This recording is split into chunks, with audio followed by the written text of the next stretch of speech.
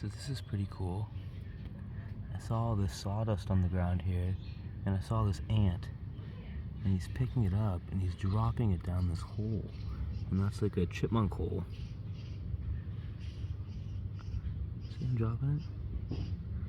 And then there's another one up in this crevice right here, dropping it down from in the tree, from inside the tree, dropping it there, down here, and then this guy's picking it up. It's like a chain.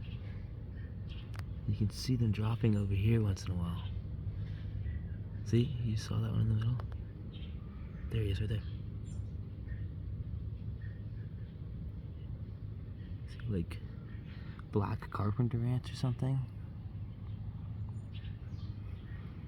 It's pretty cool to see. It's just filling up that hole.